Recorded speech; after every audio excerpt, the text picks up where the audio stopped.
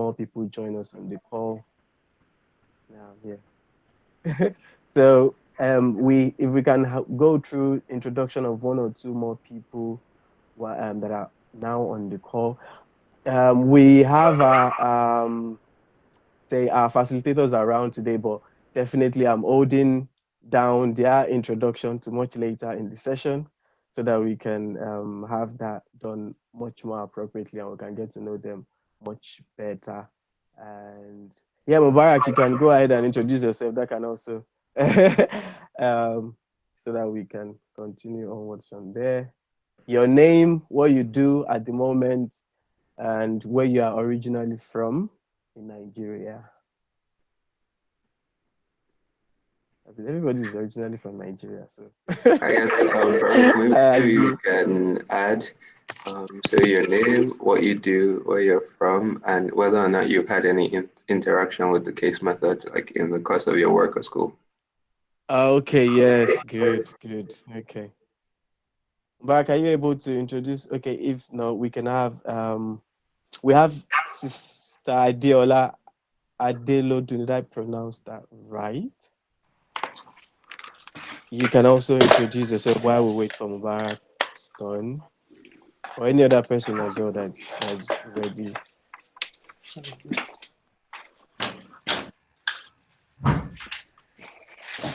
Uh, Hi guys, See, Assalamu alaikum. Sorry, I was on the sort of on the mute.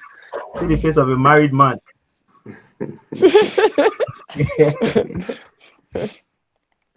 Walaikum assalam.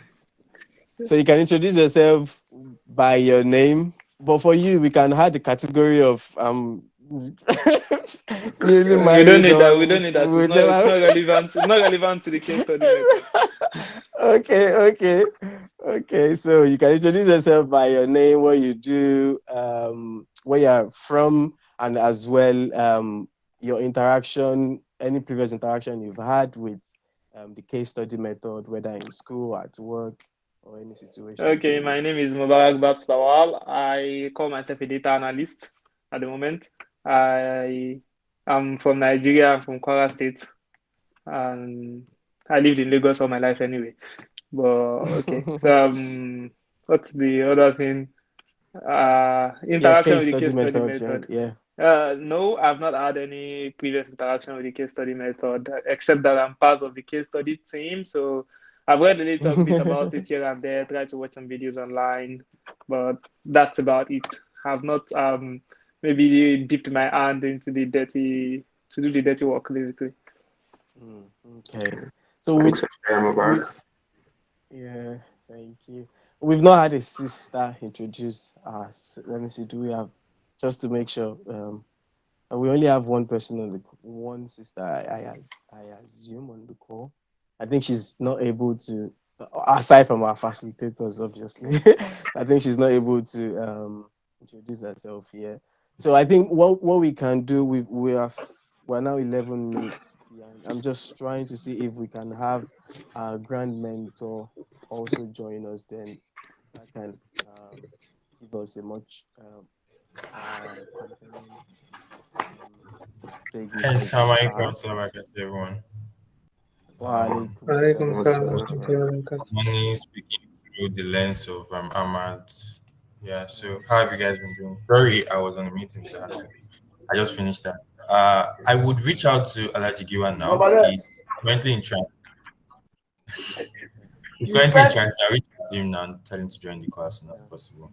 Thank Okay. you. Yeah, that's exactly my fair. So what we'll do is we would for those of us that have introduced ourselves before and we didn't get to know our interactions with the case study method, I think while we're trying to have Alhaji Nasir Giwa join us, we can circle back to those of to ourselves and have that done. And by then, I think we should be ready to start today's session so that we can make best use of our time and the very important time that our facilitators have made available to take us through today's topic. So I'll start by myself. I've had some introduction interactions with the case study method. I recently finished from Nottingham Trent University's business school here in Nottingham this January. So yeah, we did use case studies a lot, and it was I was always like looking forward to it right from we used it right from the get go from the first module. So it was good to use such means of learning different from what I've grown frustrated with back in Nigeria before when during undergraduate studies, because I've always wanted something like that during undergraduate and it was never there. So I was always frustrated. But having the opportunity was very, very good. So that's it for myself. I think we had by Ibrahim. Have you Ibrahim now my chairman? Yeah, so I think the first my interaction with case studies was in my undergraduate actually. It was during a competition. So we have a management and consulting competition. So we have to study case, we have to study different scenarios and all of that. I think that was my first interaction with a case study.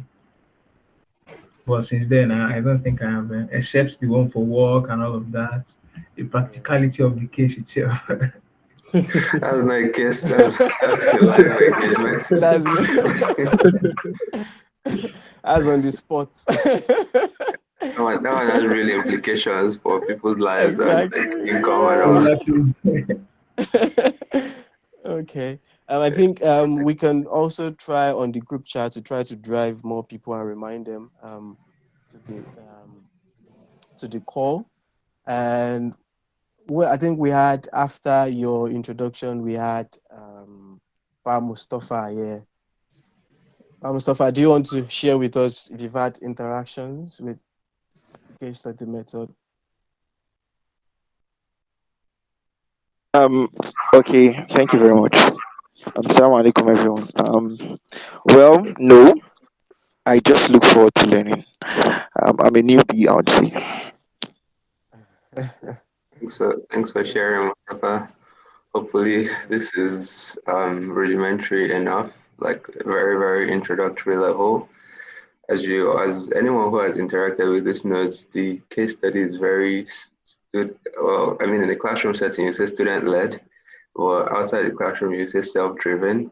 As no one has all perspectives are welcome, so hopefully we'll touch on a few of those things, and you'd leave this session at least getting a sense of the key frameworks of the case study method.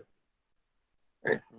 Yeah. I was just about to make a comment that our facilitator is about to already start getting into the juice, and we can see that there really is a lot to learn, and it's just really trying to wait for our grand mentor for some just as to see if he can join us in any literally like seconds or minutes from now, so that we Yeah, can. it's joining in already. Yeah. Okay. Then that would really Mark, do you want to maybe say one or two things about the topic while Alhaji Nosirigiwa joins us? But while we're at our session today and everything really. Well, I think you already did the necessary introduction. So without going over and over about it, I think we already understand why we think this case study method is important for us um, as mentees in NGM, because we are trying to become business leaders, and this is one of the ways which people are trained to become business leaders without messing up people's lives. Right. So Okay, thank you for that. Because Alhaji Nosirigiwa is very much with ourselves now. So Assalamu alaikum, sir. That's it. Yeah. Alhamdulillah. we're just awaiting your grand presence, sir. So that we can we can now start officially. So yes, sir. We just finished praying out. Yeah, I see. Yeah. okay. Now, so we can. I think we can go ahead then, sir.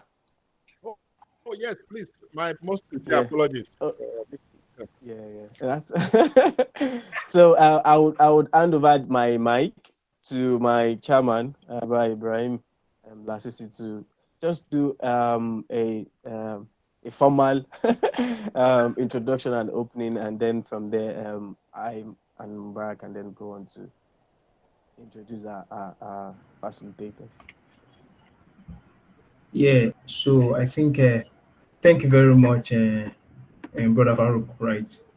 So just a brief introduction to this session. I think the for the case study.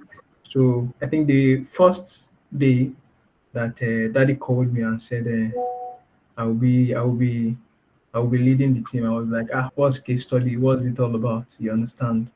So I have to delve deeper into it and what it's all about, what it contains. But I think there's a coincidence. There's a coincidence of things when it comes to case study. So if you look at the origin of case study itself, for which it came in around 1921, whereby they have to in the US they have to adapt to what method should they use in teaching businesses, so whereby the Harvard Business School brought about the first case studies. So you realize that at that point in US history. Those periods was very pivotal in US history. And if you go back memory lane, you realize that that same period that US was in that period, we are almost in the same period as a country as well in Nigeria. So that period, US was on the verge of industrialization. There was unrest, there was social unrest, there was high level of uncertainties, especially in relation to the economy and all of that. So the same thing US was suffering back then. That's also the same situation we find ourselves as a country. But in that same period, there are some young professionals, some entrepreneurs that piloted things during that period, and they use the approach. They use the approach of business cases in solving problems, in preparing solutions to problems, and those problems that they solve, those problems that they prefer solutions to, are very pivotal to the economy of the US as it is today. So invariably, so this case study, we hope to build capacity of young Nigerians, young professionals, young entrepreneurs among ourselves, so that we can contribute to the development of businesses in Nigeria, to the development of companies and organizations, and also invariably to the general development of Nigeria. So if we are going to be able to solve the problems that our businesses and our companies faces, we have to build our capacity in relation to solving those problems. And I believe that this case study methodology will be a very good way to build that capacity so that we can be able to address the problems that we face as a country and as a people. Thank you very much. Yeah, thank you for that lovely, warm introduction into what it is exactly we're trying to achieve, and how NGM is trying to use these sessions to also contribute to our development. So I would be introducing myself, and Mubarak will be introducing our facilitators, and I'll go ahead to introduce um, Mr. Yinka Ojikutu. I think a number of us might be more familiar with himself, because I think we've had him on a number of sessions here with us, dishing out to us from his wealth of knowledge. And so I would say maybe is more kinship local in that sense. So and yeah, you can see he has been very much ready to dish out a lot of things about today's topic as well. And both of our facilitators are equally like very, very capable and qualified for today's session. Himself is backed years ago, and MBA from Columbia Business School, and he's also a senior strategic finance analyst at Google. Yeah, that same Google, the same Google Meet, the same Google that is providing the Google Meet service we are using. So it's also strategy. I'm sure like you've seen a lot of features that has been like that continues to roll out on Google Meet and every Google services. So those are things that you can also like try to use case study to like preempt. I don't want to start. I'm not. So, but can you go ahead to introduce our equally capable and available facilitators? Okay, yes, without wasting much time, we are 23 minutes into the time already. And I know for a lot of us, we are already looking at the clock for iftar or something. So, without wasting much It's too time, early. the second facilitator for our session this evening, inshallah, is Titilope Adegbola. And she got an MBA from Talk Business School. It's a business school in the United States. Dartmouth College. It's a private university for rich kids. Still a student. So Okay, still a still a first year. student. Yeah. So she's That's currently even more, much better self.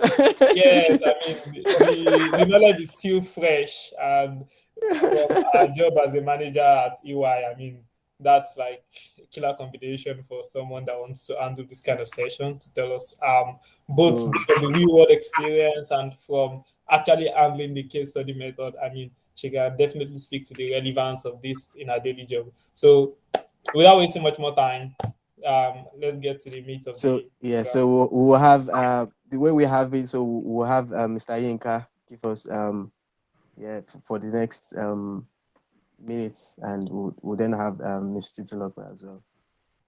Okay. We're having a question and answer after each session, right? Yeah. Yes. Yeah. Thank you. There is a question. So we try to make sure that we are able to digest from each facilitator. So having two facilitators that present here is to allow us to have. It's kind of like the way you also do case studies because you have two people or like a number of people on the same topic. So that's what we've also tried to make available to us today. So yes, Bismillah. Thank you, Farouk and Mubarak, for the introduction. Actually, Titi and I discussed this yesterday, and we decided that we'll run our sessions concurrently, and then we'll leave some time at the end for Q&A. And the primary reason is because case studies are very nuanced, like across business schools, across firms, across like different functions, people approach it differently, right? So we wanted to also demonstrate that nuance while talking about like the different concepts. Another thing I want to highlight up front is that we would value engagement. Feel free to jump in at any point, ask a question or comment whenever something is unclear, because like the case study method itself is very participant or student led.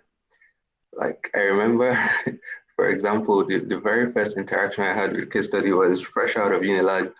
McKinsey came to campus to recruit people. So we wrote a couple of tests and all that was good at that point. And next thing they said, oh, you have this case interview. And then I was, reading about the history of McKinsey and like all the, like I was a newbie at the time. I had no clue what to do. And then I got there and then there was this white guy giving me a case about an automobile company that was performing poorly. It essentially was a profitability case, right? Yeah, and I was supposed to crack that, but I had no clue what to do because at the time he wanted me to ask leading questions and then he'll provide me more data. Pretty much I bombed the interview, but the point I'm trying to make here is like it's going to be led by like, even though we have a short deck that will guide our discussion, but the team here or the audience here is really going to guide where this conversation goes and like what folks are interested in learning. I hope that makes sense. Okay, so I'll just go ahead. That makes perfect sense. So guys, let's ensure we engage in the session. Definitely. 1 second, I'm trying to share the deck.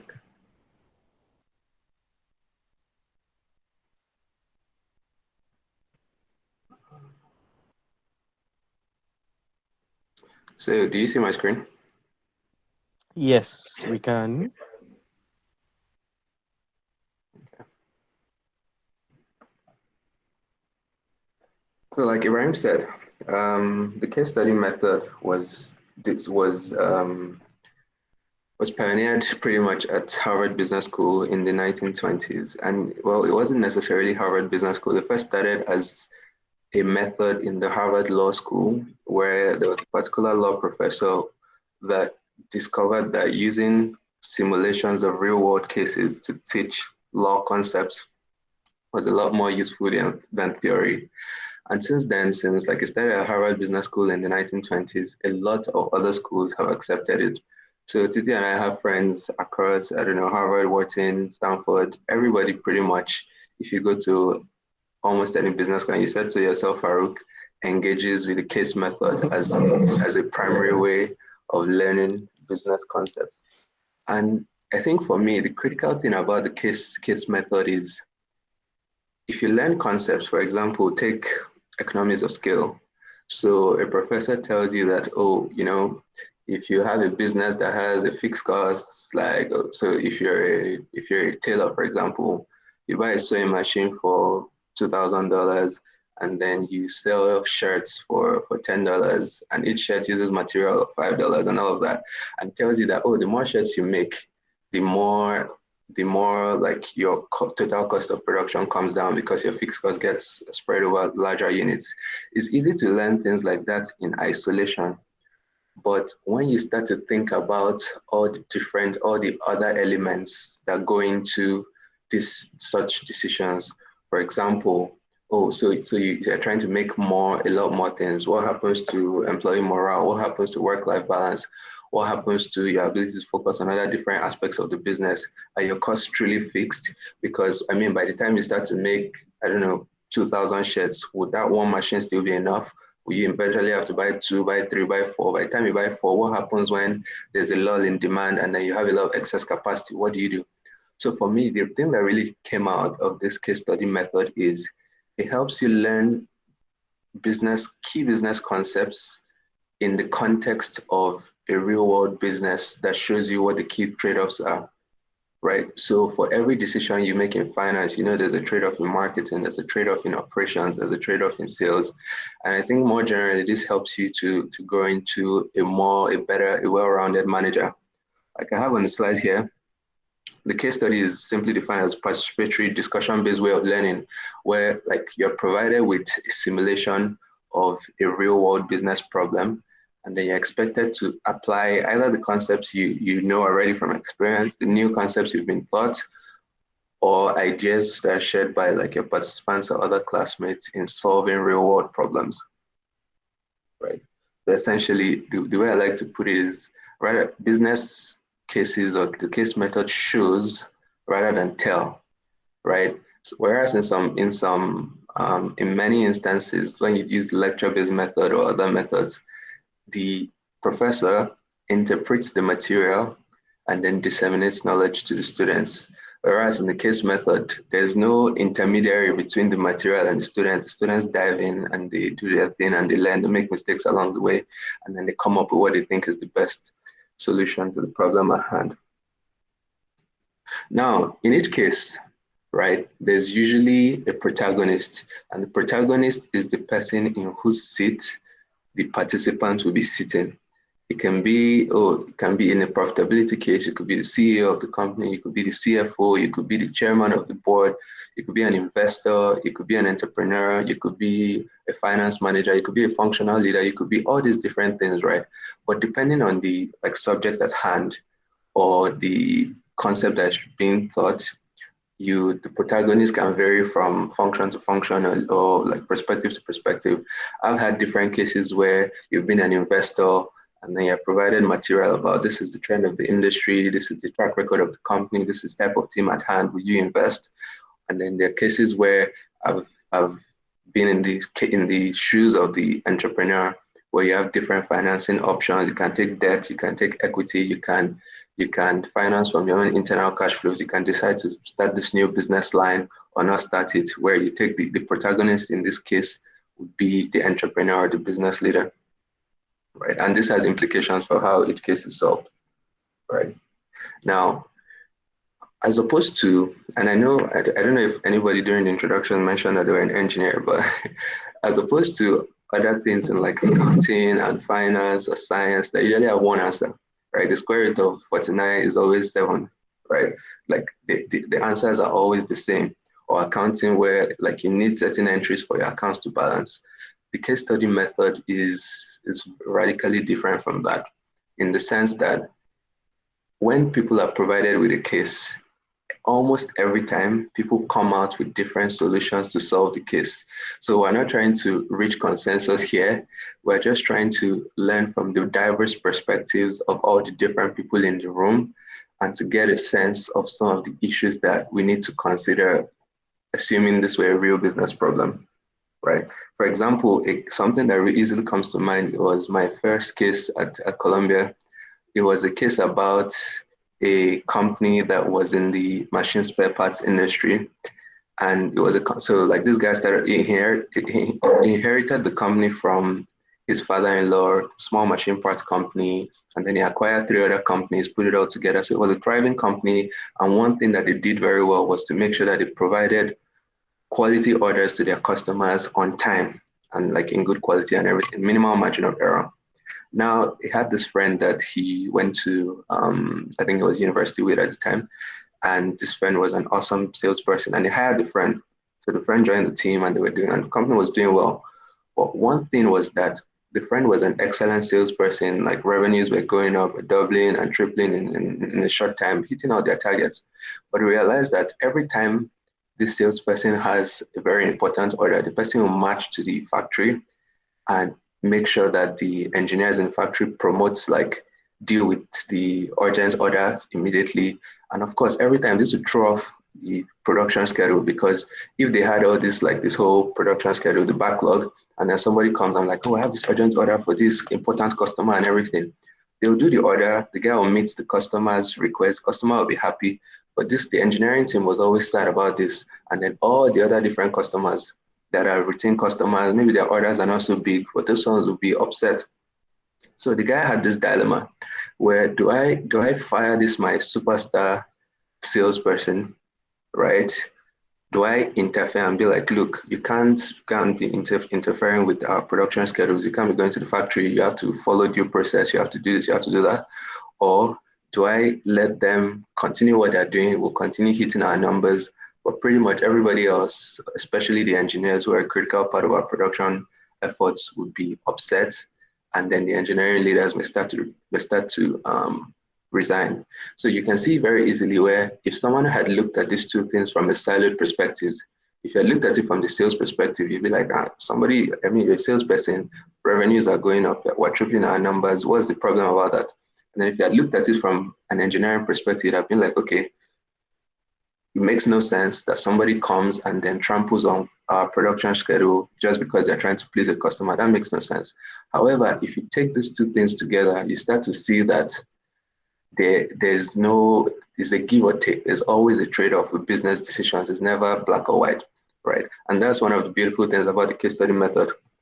Because in that room where you're discussing things like this, there'll be an engineer that's worked in like manufacturing facilities all their life. There'll be someone that's only worked in sales. There's been someone that's only worked in strategy team. There's someone that's purely a finance people. So by the time all of these people bring their different perspectives to the case, you start to see how like knowledge, the individual knowledge will start to rub off on each other, and then they'll all together be better rounded in dealing with problems such as this. No. Any questions so far? Because I can't see the meet screen. I'm looking at my slides. So, Farouk, you can let me know if there are any questions. Yeah, I will. So if you have any questions, you can drop them in the chat. I can then pass that on. Yeah. Okay. Now here, what we try to do is as much as people like the case study method, right? And Titi and I decided that from our experience, it's not the holy grail. It still has downsides, and there's still parts of it that many students or professionals do not necessarily like.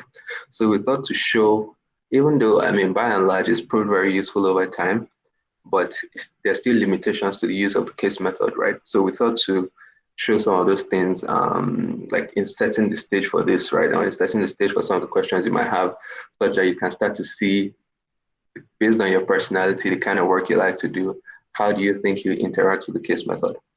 The first thing is something I mentioned earlier in the introduction, is that for the case method, the role of the professor or the whoever is delivering the case is to facilitate the discussion, right? Because there's no one answer, and the professor is not necessarily coming to teach any one concept. Is to, okay, so this setting the tone for the case, making sure that people stay on course, people don't like veer too much into tangents, is the role of the professor that is teaching a case in case method. Whereas if in a class where they're using the lecture method or the experiential learning method, the role of the professor is as an expert in their field to interpret the concepts that they're trying to teach and deliver it to students in a way that meets them where exactly where they are. In the case method, the real world protagonists may feature, and I have an interesting example about this I will talk about in a later slide.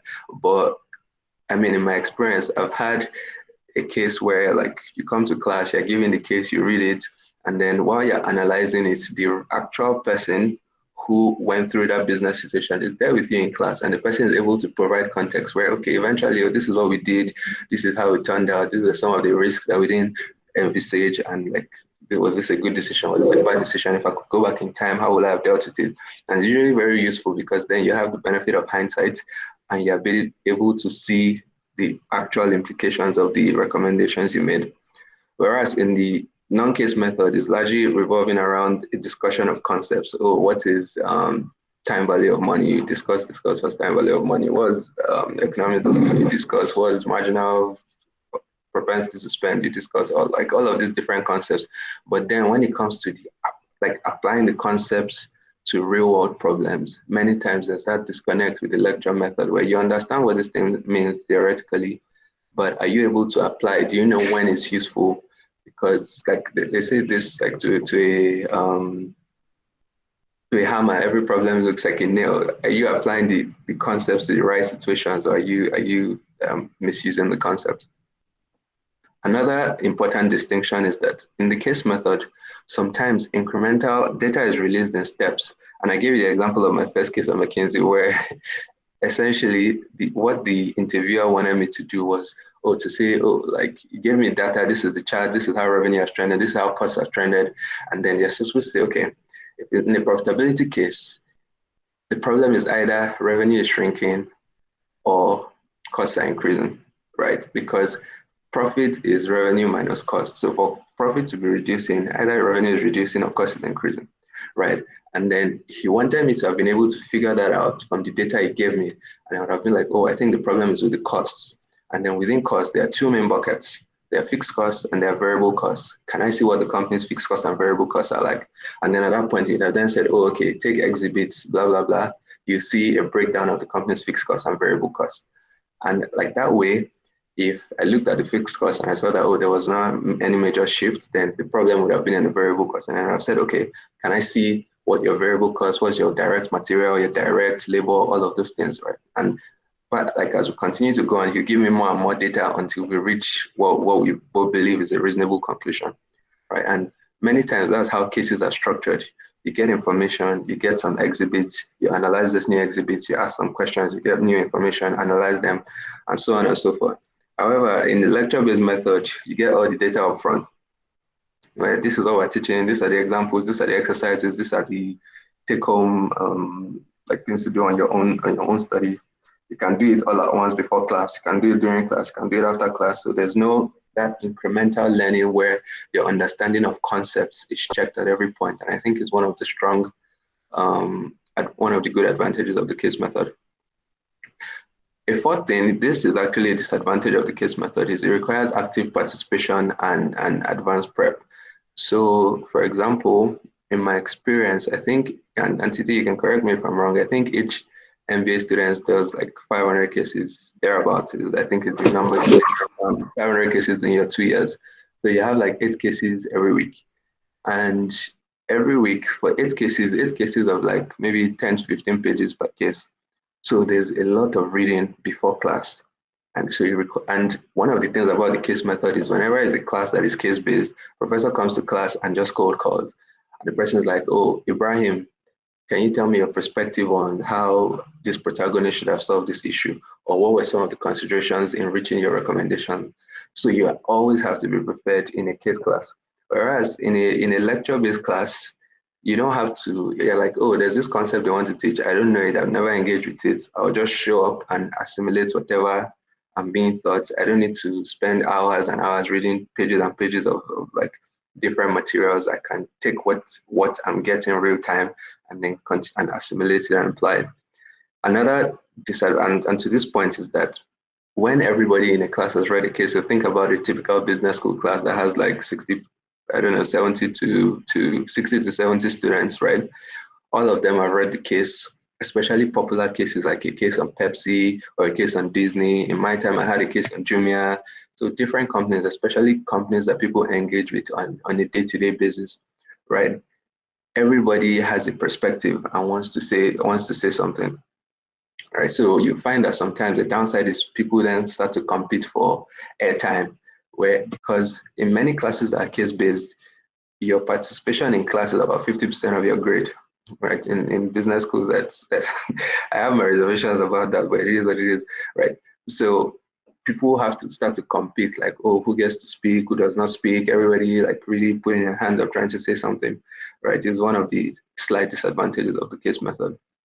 The next thing is, of course, like I mentioned earlier, it involves a lot of cold calling. So if there's ever a situation where you haven't read the case before the event or before class, there's usually quite a good amount of anxiety, because if they call you, you're going to embarrass yourself in front of a large audience filled with smart people.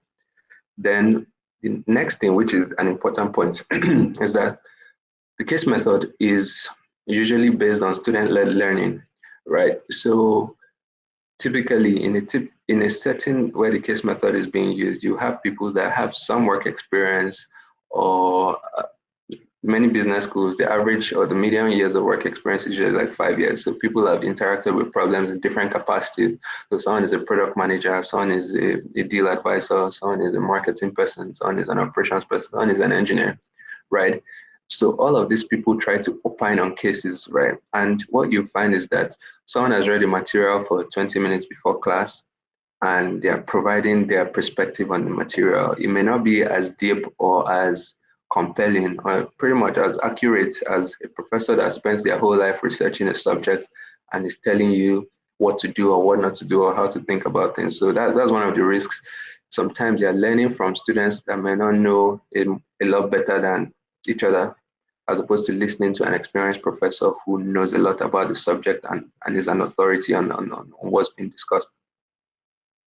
Right. I spoke a bit about the next point, where the case method requires experience. If you're someone that's never, I don't know, worked before, or you've never interacted with a particular subject before, it might be slightly difficult for you to contribute to cracking a case that you don't understand what the key variables are, or where you don't, like the key drivers of the business or the key issues that are being discussed at hand.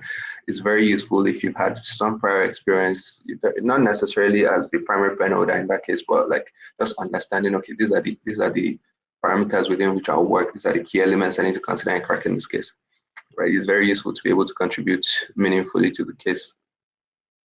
Now, the lecture-based method, on the other hand, is better suited to subjects that have one answer. Like we spoke earlier, math, finance, accounting, if you're trying to decide whether or not to do a deal from a purely financial standpoint, it comes down to your NPV, it comes down to your IRR. Everybody should get the same answer if we're using the same inputs for risk-free rate and like our capital asset pricing model and all of that. So if you're trying to use a case where we're trying to test whether or not to do a project, but then someone is talking about like, oh, the marketing implication and all those things, they're nice, but for a finance person or in an accounting class, it really comes down to one number, and there's usually one answer. Right.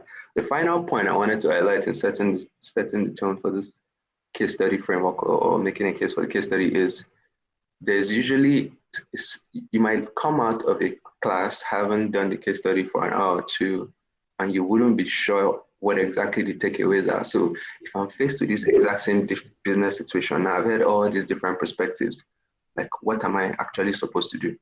you might be lost on you, because when the marketing expert is talking about marketing and the accounting person is saying, oh, consider this, the HR person is saying, consider that, like, okay, so what's the answer? Like, if this happens in real life, what's the decision? What are we supposed to do? Right? Sometimes professors that are very used to this method and are like excellent at this, they have a way of summarizing it such that the answer to the case, or what we'll consider an optimal solution, there's no answer, but like an optimized solution to the case is not lost. Everybody sort of lives with that. But for professors that are not very used to the method, sometimes they leave the case class and are not really sure what to make of what you've just learned. And then, like I said, the lecture-based method for problems that have unique, correct answers. This is the answer, this is the go, this is the no-go, and this is why. You might be better off learning those concepts using like lecture or experiential methods. Yeah, so that's just a few things to set the tone. I'll pass it off to Titi now to talk about some of the actual upsides. I think we called it making a case for the case method.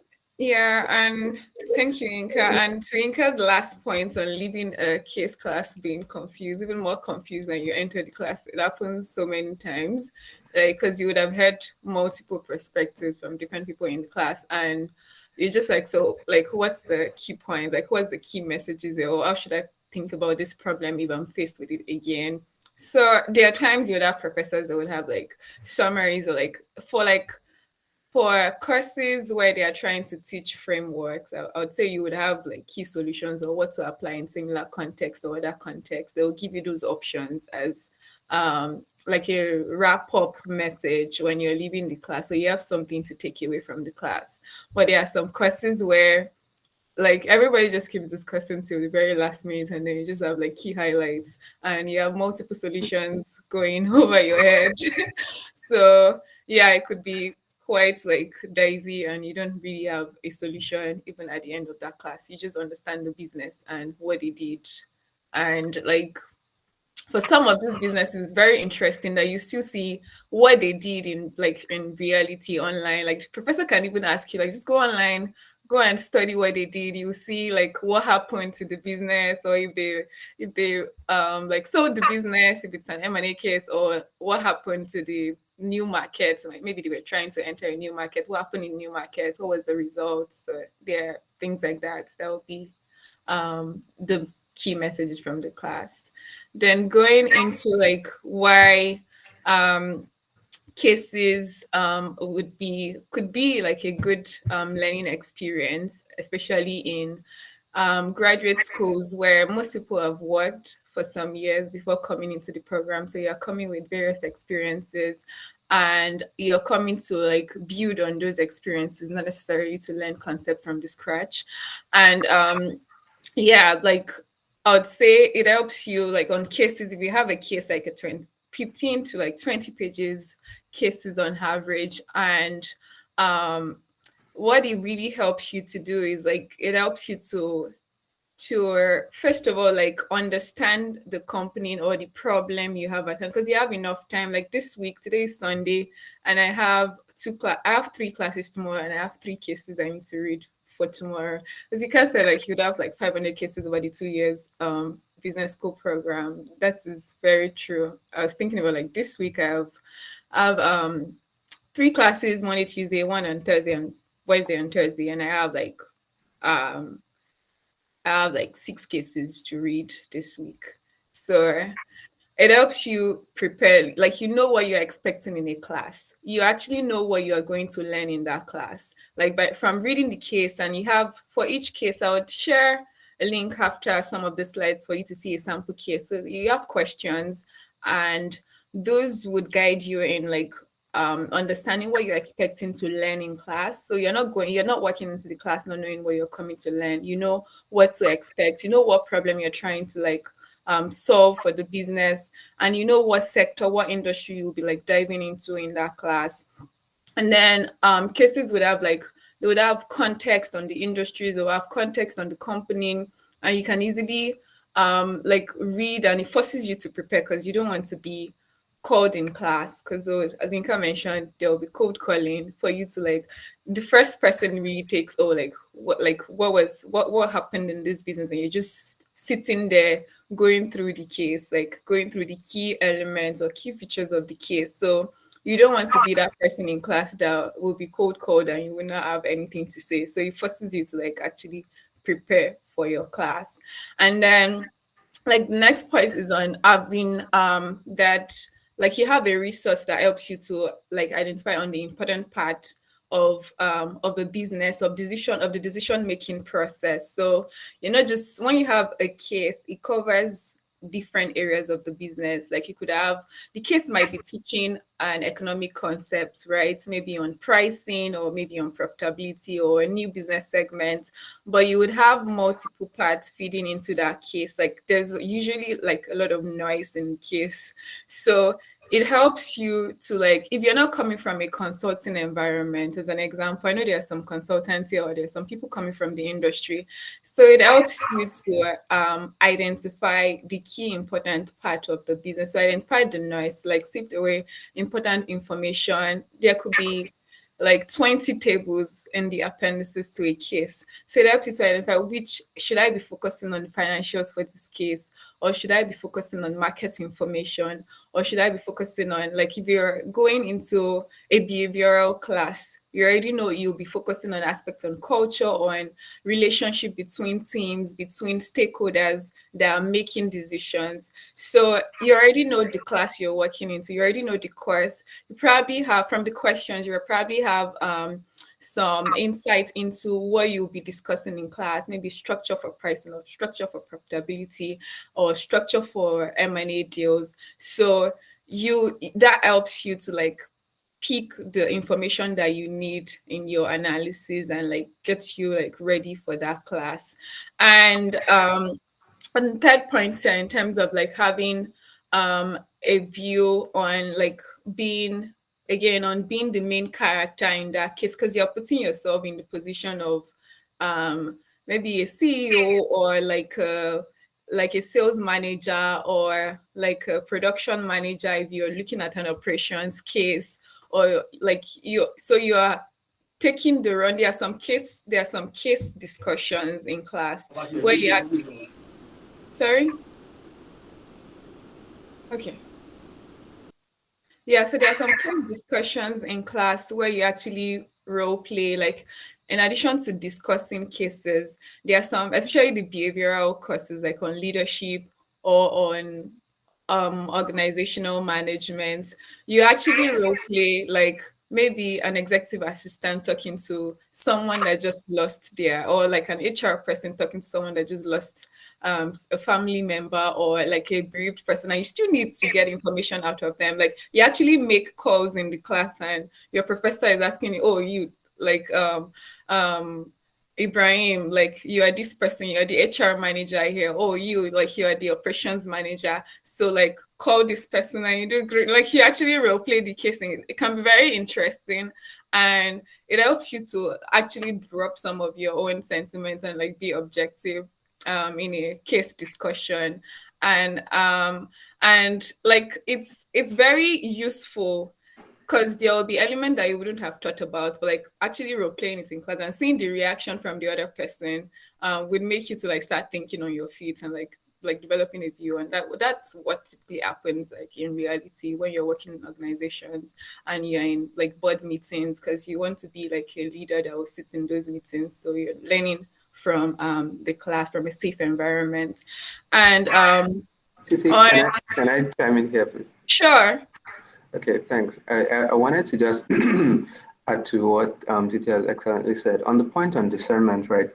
I want you to think about is the CEO of a company. Think about the CEO of Nestle or the CEO of Dangote Cement. This person probably receives tens or hundreds of reports every day, or board meeting binders, different types of documents. The kind of skill or the type of brain muscle this person needs to develop, such that for every email or document they receive, they know how to jump to the important points. Excuse me. That will be extremely useful for the meetings at hand. Is one of the skills that just on the point on discernment is one of the skills you get from using the case method. So if someone gives you this document, it's 20 pages long, you have a high level sense of what's being discussed. How do you skim the document in a way where you get the exact, like the most important points to be able to go into that meeting and make an informed decision. Is one of the things you learn to develop from using the case method. On the point of bias recognition, right? For those of you who are consultants, you see that consultants that are maybe analysts or senior analysts or even managers, these people are generally less than 10 years into their careers, will be solving complex industry-specific problems for CEOs that have been in that industry for 30, 40 years. And you start to wonder, how is somebody that has only been working for 10 years and maybe has only done 3 engagements in this industry able to proffer a solution to a CEO that has been leading this company in this industry for 30, 40 years? And you realize that many times, if you've been doing something one way, you're already biased and you can't recognize some of the patterns. So when somebody, a consultant, brings a fresh view, the person does not have any preconceived knowledge, the person is asking for all the metadata, why is this thing, why, how, what, comparing across, like creating benchmarks, comparing across industries, taking knowledge from other types of engagements in other sectors, in other functional areas they've worked in the past, and bringing everything together. You see how they can see the blind spots that a CEO that has been in an industry for 40 years would miss, and then they'll be able to proffer solutions to help with profitability or like market size and revenue growth, or all these other different areas. So the point on bias recognition is a very important view. The fact that you're getting diverse views that you yourself, based on your experience, would never have thought about, it helps you sharpen your focus, and you start to realize that, look, I have blind spots here, and like in marketing, I have blind spots in finance, I have blind spots in some technical areas that relate to manufacturing and things like that. Thanks, Iti. Yeah. So yeah, in addition to that, on collaboration, like so in most case learnings, or like in most business schools, I would say you would have study groups or learning groups, as some schools call it. So you would have a group of 5 to 6 students working together throughout a term, and you're essentially, like, when you have access to a case, you're working together, you're discussing, you have some time, like some individual time to go through the cases and analyze on your own, and then you come together to actually discuss and like prefer solutions or make decisions for the main character in the case. And what it helps you to do is, like, you start learning, especially if you're not coming from a background that gives you that opportunity to work in teams, or maybe you're used to like just doing your own work, like get the output out and move on. So it forces you to collaborate with others in making decisions, and that's what happens in more senior roles, because most of your decisions would impact other parts of the businesses, like whatever you're doing in sales or in marketing or in what it would impact finance. Or finance they would create budgets that would also feed into those work streams. So it forces you to work with other people and learn, like develop some interpersonal skills while you are in school that you could carry on to other environments, other business environments. And the next point on like being more, like, I would say this is like the top advantage for me as a student here in business school. I would say having that exposure to different industries. I've spent maybe about 9 months here, and there are some sectors I know have learned so much about by reading like 25 pages of like cases. And it's very, very useful. Like, I've never worked in the US. I've never lived here in the US. And when I read a case on the healthcare like industry as an example, or the aviation finance industry here, and like you start understanding the depth of these industries in a more developed market, you start to understand the players, start to understand the regulatory sides of things here on various, and it's not just healthcare.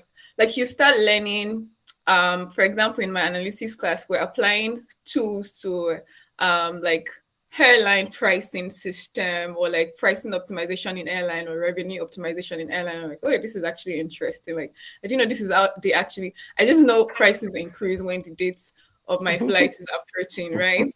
So that's what like it's exciting picking a case and just like reading through and be like, okay, so these are the names in this space, these are the key players, this is the competitive landscape, these are the regulatory dynamics in the US. And there are cases, because I'm in the US, because that's why I would have more there's a disadvantage to that, because when you come to class, of course, if you're American, you can easily jump into that conversation without even reading some of the cases. You're like, yeah, products, and then they get more airtime, and you're just like, yeah, I read the case and I understand what they're trying to.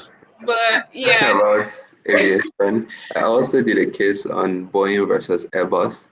yeah, And it'll be interesting to see the things that airlines consider. So if you wanted to start Nigerian Airways, would you buy a Boeing aircraft or an Airbus aircraft? And it's funny how some of these cases introduce you to some of the key things that airline like operators consider in deciding what type of aircraft to buy. So just that exposure to an industry that you otherwise never would have, maybe you would never have been exposed to is super interesting. yeah, and like, and you see things from multiple lenses as well. You're not just seeing it as someone in the business. It could be as an investor. It could be as it could even be as a competitor. It could be like you could take any role in the case depending on who has that problem in the company. So like you learn from different perspectives. You learn from the conversations in class, and you would have classmates that have worked in those industries that will bring some of the things that they've done, that like challenges they've faced, like in their own past experiences. So that makes it very useful to learn. Like you learn faster about multiple industries within a very short period of time, and that's the advantage of working in some of these consulting firms as well, because you're getting that exposure. Like you're moving from project to project and you're learning so much within a very short space of time. That's what the case also does for you. And on the last point on this slide, like it summarizes everything we've discussed so far. So if you were not used to speaking, maybe there were no opportunities. Being an undergraduate student in Nigeria, like I finished from Ife, if you don't have to speak in class for 4 years, you might not. Like if no lecturer asks you any question, you just walk into class, do your exams, get your A's, and you peace out. But in business school, you have some points for participation. So if you don't want to fail, there are some courses that are like 40% participation or 50% participation. So like if you don't participate at all, you could actually fail, even like if you do the write-ups correctly or you do all your assignments. But if you fail to like say something in class or ask a question, not just say something meaningful, right? Because they have scribes that take notes in classes. So they also look at the content of the value of your contributions, like if it's actually so important, if it helps other people to learn.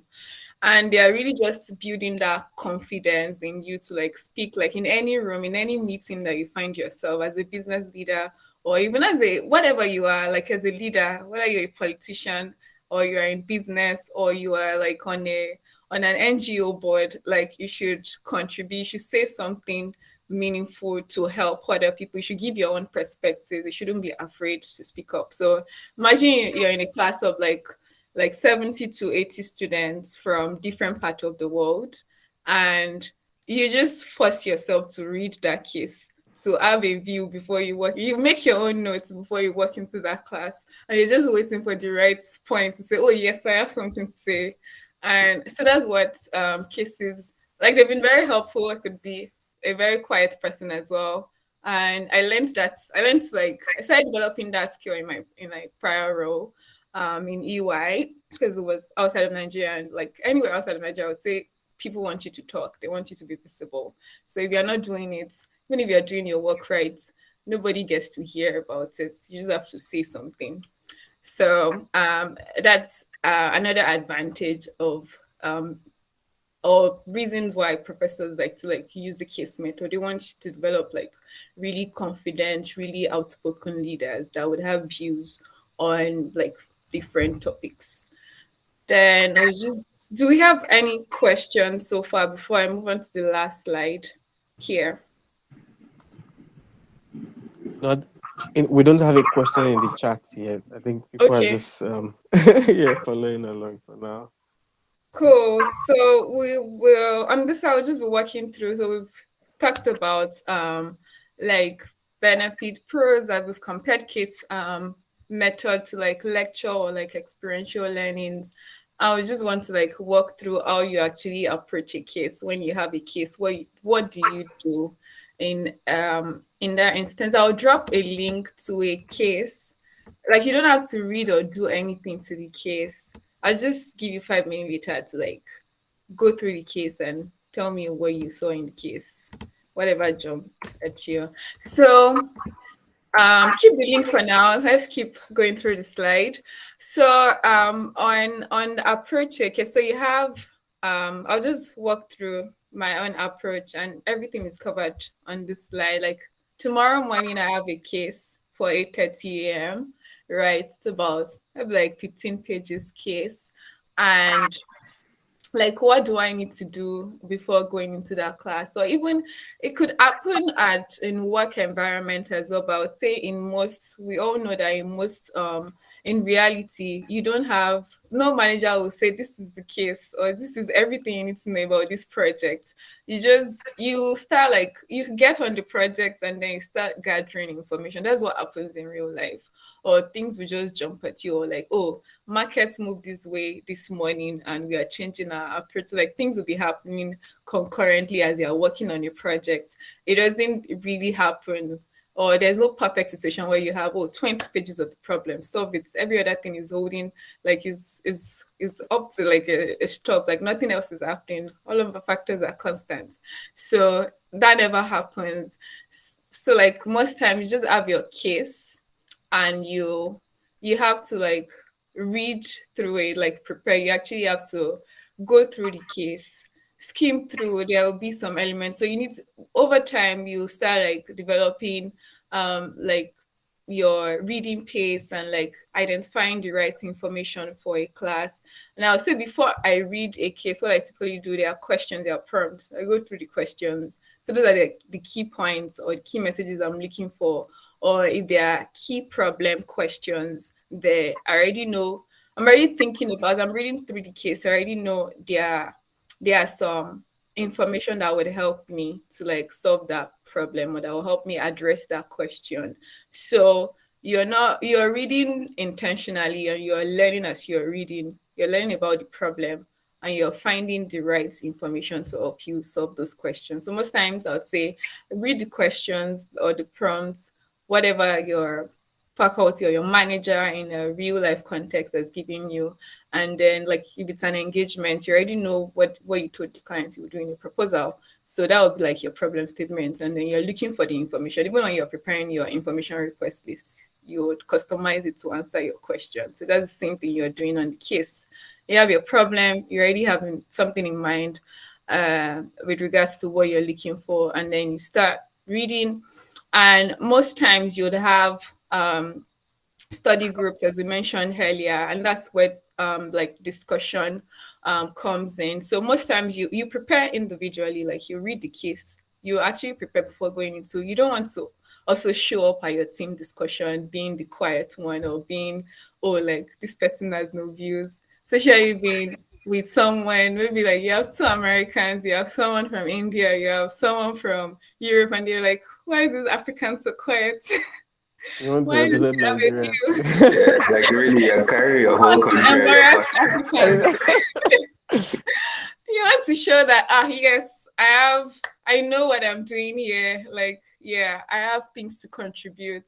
So you go into that meeting with your study group or your learning group with your own ideas, like with your own high level analysis. You don't have to you wouldn't have done so much because you're supposed to agree on an approach to solve the problem. So you're just coming with your ideas in terms of like, these are the methods or these are the frameworks I think we could leverage to solve this problem.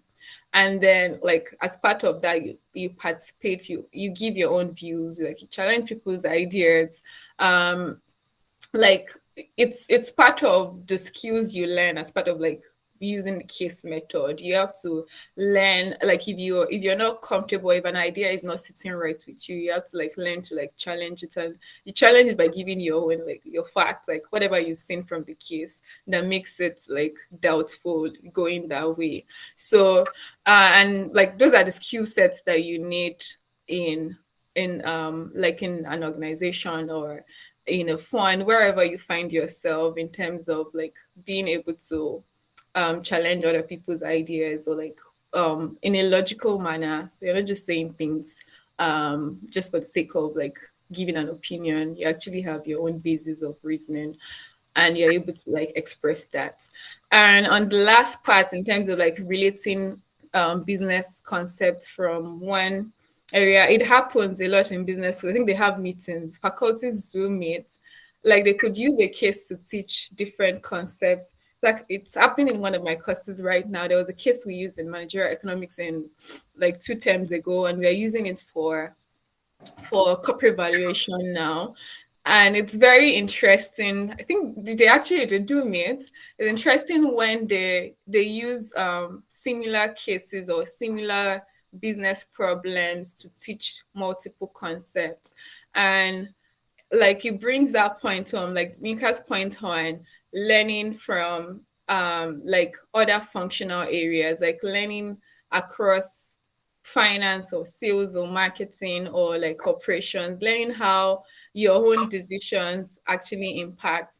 And it's not theoretical. Like you have within your learning group or your study, you have people from these areas that are challenging you. They're like, no, I've been in these units before. This is what happens. So things that you were not even thinking about, like that you wouldn't have considered when you were analyzing the case, this will bring it to light. And that's what happens in a class as well. And eventually that's the main reason why you would have no solution, because everybody will have their arguments and they will stand on it till the last minute. So first of like, do what makes you happy at the end of the day, but you have this structure. So wherever you find yourself, these are the forming parts. At the end of the day, you have trade-offs and you choose what's best for your organization or for your team or whatever goal or objective you have in mind. So, and the main thing on the next point on applying concept to like specific management situations, like I would say these, so for like faculties like professors, they have different teaching approaches, like even for cases. So some of them would, like from day one, from your first class, you have a case, you read it, you come into the class, and then they have some like notes to like guide the conversation, to teach the concept that they are trying to like to teach you. I think that happens mostly in like soft courses like managing people. They will just throw, it could even be your case could be an article, or there was something we had on Netflix, like they released a deck. It was very interesting. We'll probably talk about it later. And it's mainly to like get you to start thinking about what we'll be discussing in class. And when it comes to class, you start discussing the key element of the case, and then it's presenting one slide in between here and there just to say, oh, these are the key you've discussed the key takeaways of like this is how you think about it going forward, or this is why you had to think about it. So but for like some courses, I would say most like finance courses or finance related courses, or even economics, like this is our quant heavy. Most times professors will teach you the concepts like, oh, in a perfect competition, marginal price should be equal to marginal whatever to price and demand. That's the decision rule, right? So you do like concept for like 2 weeks, trying to understand the concept, trying to understand the decision rule, or trying to understand, oh, this is what's called a perfect competition, and this is the strategy as a player in that market. This is how you go to market. You learn the concept, and then in your 3rd week you have a case. That case is like to get you confused on everything that you've learned so far. But like in the chaos, you're learning and you're applying what you've learned. So you have like 30 pages that combine all the concepts you've learned, and you're trying to identify, oh, I've read the competitive landscape. Is this a perfect competition, or is this a monopoly situation? So you're actually applying what you've learned. And that's what you'll be doing when you get to work. Like, oh, like what markets are we playing? How many competitors do we have? How are they pricing? That's what you'll be doing essentially. So it helps you to everything you've learned in undergrad up until like your work experience prior to like coming into a program or coming into a new role at a company. It helps you to like apply those concepts, and then you are learning how to like problem solve that way as well. Like you're learning skills you can easily carry on to a new environment.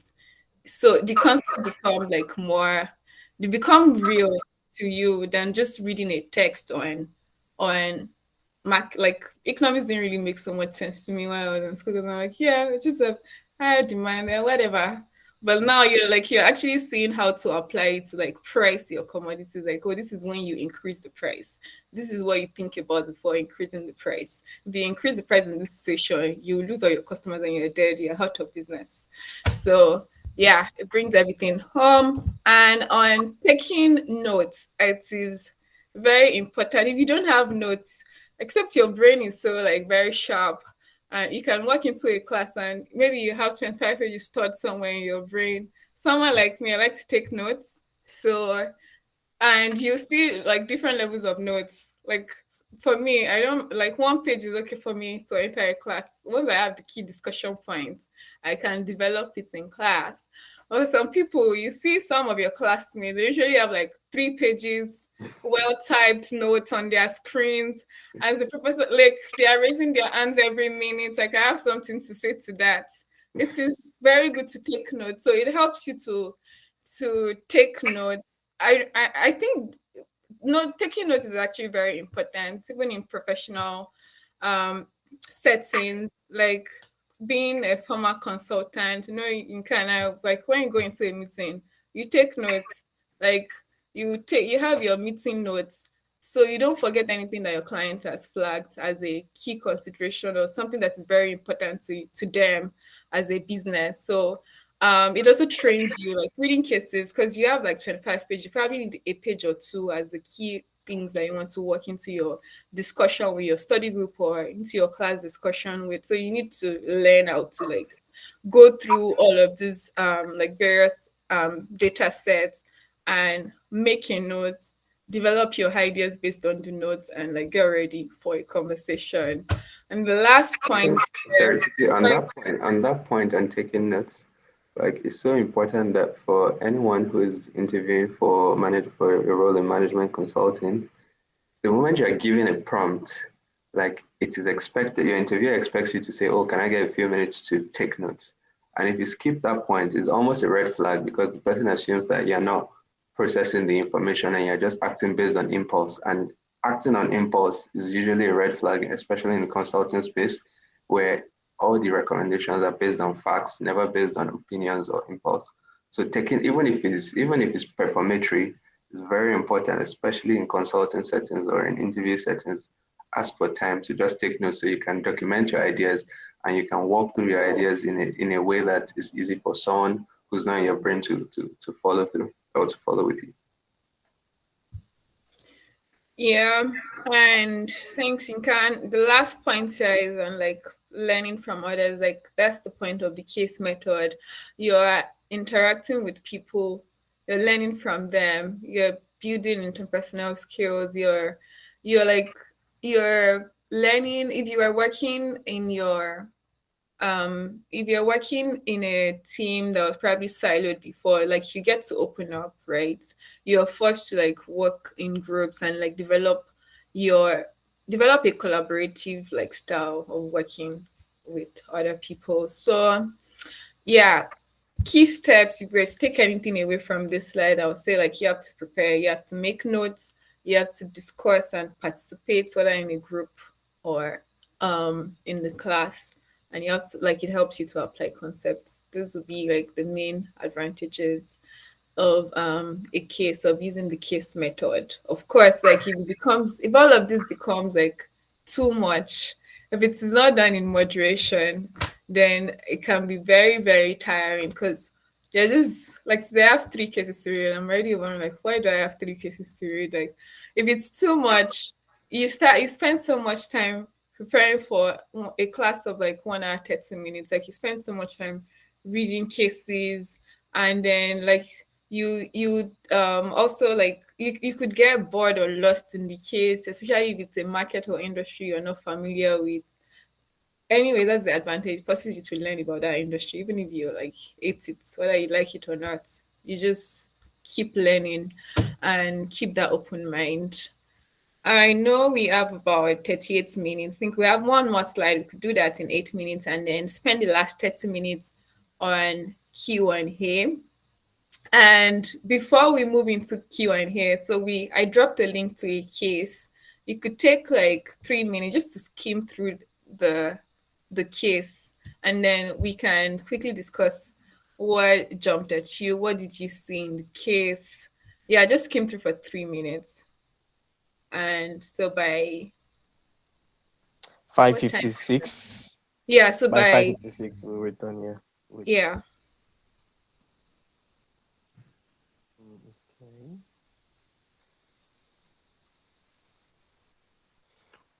We can all find the link in. Okay, yeah, it has been posted again. I was just about to do that.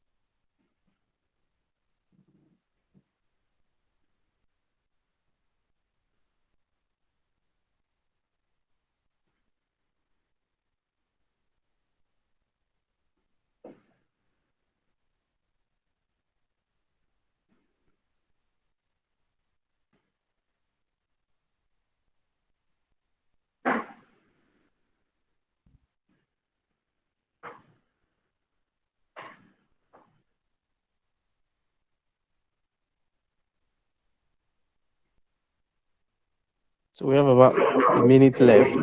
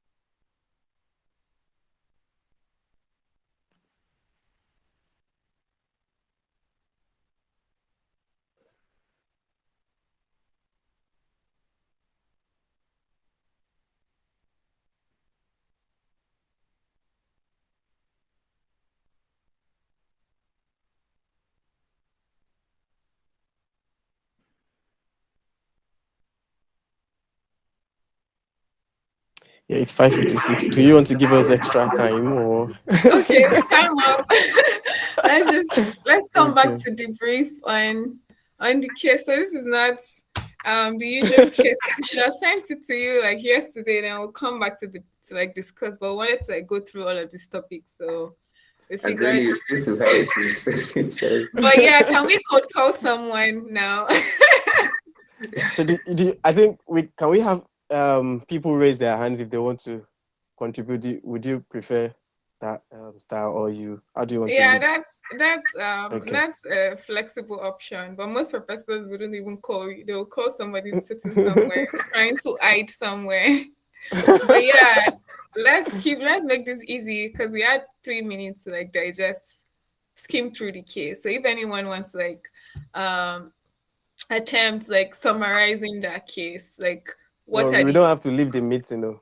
It won't be. I think we have someone already. I mean, please go ahead. Okay, yeah. Yeah. Yes. So please confirm that you can hear me. Yes. Yeah, Yeah, loud loud and and clear. clear. Great. So from the 3 minutes, I think I got a basic idea of the problem and the possible solutions that they've been looking at. So it's an airline company, Lucky Air, and they are doing pretty well. I mean, they started off pretty well. They had a lot of growth in the first 4 years relative to other airline companies around them, China. But they have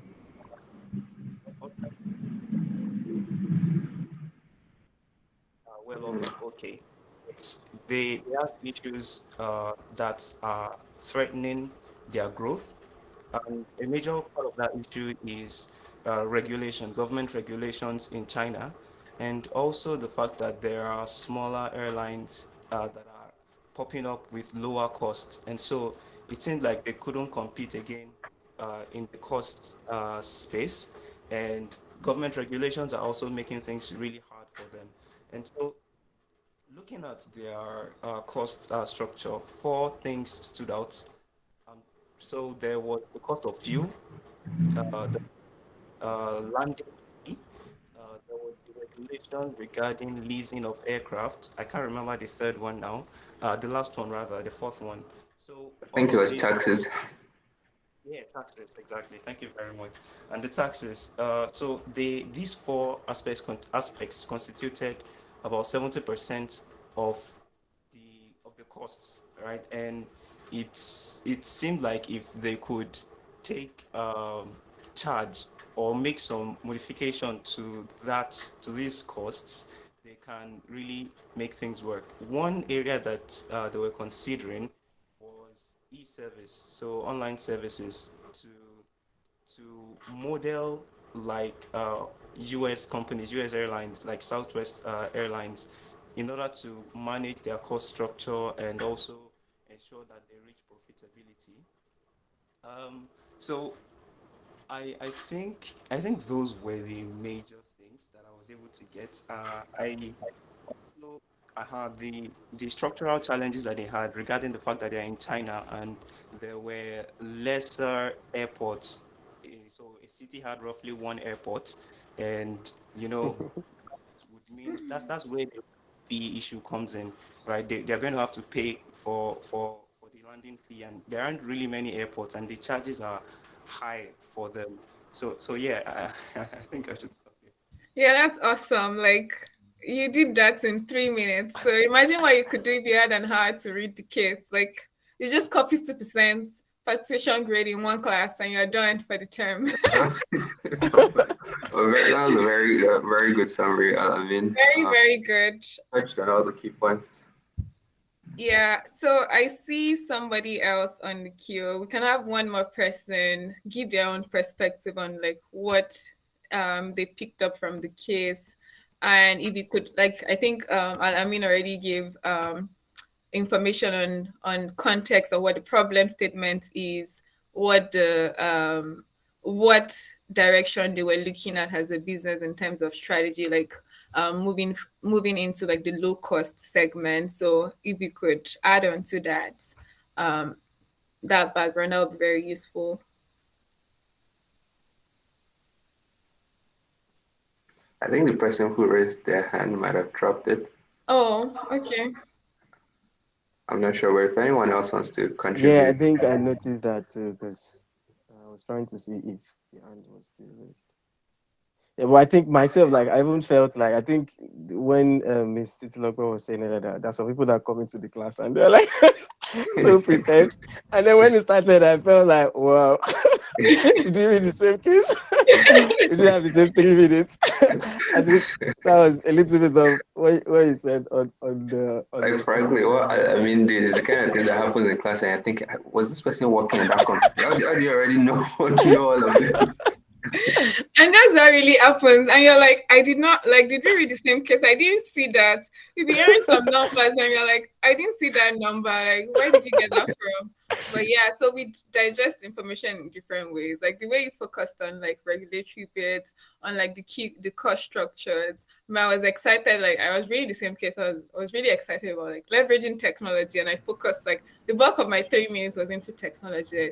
Like, oh yeah, the students, you want to travel in groups, you want the ticketing, like number of clicks to be shorter. I don't want to be clicking through pages, or when I get into payments, I want to see Apple Pay as an option. I don't want to be putting my card info, just like Apple Pay, and I'm done.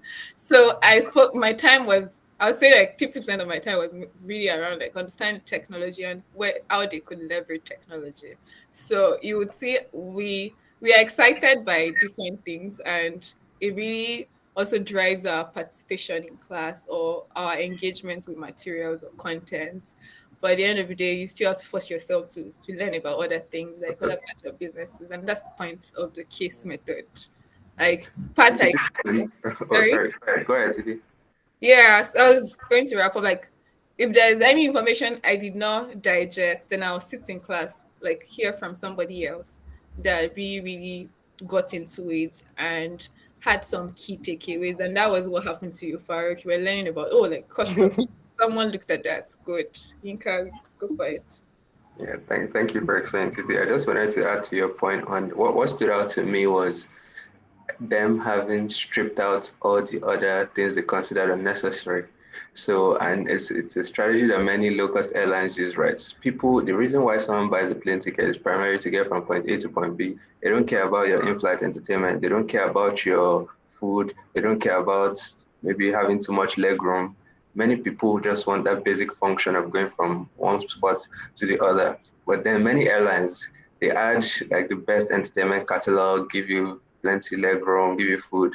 And like many customers like myself, I'm not interested in paying for that. I have food at home, and like either at my where I'm living from or my destination. So just give me the basic service that I need, and maybe it's a price volume. Like if I lower that, if I scrap out all the other costs, then it means a lot more people can fly on my airlines, and then I'll make up for that in terms of volume rather than keeping on costs that like people don't have any interest in paying for, like, and forcing them to pay for it. Just like essentially you're lowering the cutoff point of people who can afford to fly because you're giving them things that they don't need, and they're adding that to the flight cost. So like that was what came out to me, understanding the drivers of the cost structure and the things that are considered necessary and like, those that are like just extra benefits. I wanted to make a comment. I think earlier, I think another example too is I think in Europe here they have Ryanair. That's also like low cost, like just just strip off the whole this thing to Yeah, just make the whole, entertainment, no luggage allowance. Great exactly just flyer. Yeah. one Team and then Ryanair. 30 euro yeah. flight to London. Like you So could easily you like make flights very cheap in between. yeah. Yeah. And they've had a lot of success. I think what I was trying to see if we also had questions in the chat. I think while I would still encourage people to drop questions in the chat. I think one thing that I might try to say, maybe ask or provoke for that conversation would be, I think for some of us as well, we may be, okay, yeah, looking at the case study method and how it can be of immediate, say maybe help to ourselves. Some of us are entrepreneurs on the platform. And then you're like, okay, so for someone that is an entrepreneur, we have a lot of them on the platform. So how can they try to like use the case study method to help their situation? It's considering the situation where you did mention that you do need some, say, toolkits or theories or concept or some things that you need to want to use in the case study, during the case study in the case. So if for somebody that does not have all those concepts or tools or all of those things, how can they still like use the case study method to like help themselves in the way the case study can help their business? That kind of, yeah. I don't know if you got what I was trying to point out. Yes, Farouk, that was a good question. Like, happy to start, and then I'll pass it on to Titi to add on to my thoughts. So I think that for somebody in that situation, one key benefit that jumps right out to me is understanding the business dilemmas. So something as basic as someone that has like a fashion designing outfit or a hairdressing salon, right? So you operate in Lagos, you have a shop in VI, things are going all right. But then maybe people have been saying, oh, can you deliver to Abuja? Can you deliver to Abuja? And you've been delivering, but you see that the margins are low because you have to pay Chisco or one of these people to help you carry it or the courier service. And you're like, okay, do I decide to open a shop in Abuja, right, to better serve my customers in Abuja? What are the key things I need to consider? And then you start to think about things like, okay, how do I maintain quality control? I can only be in one place at a time.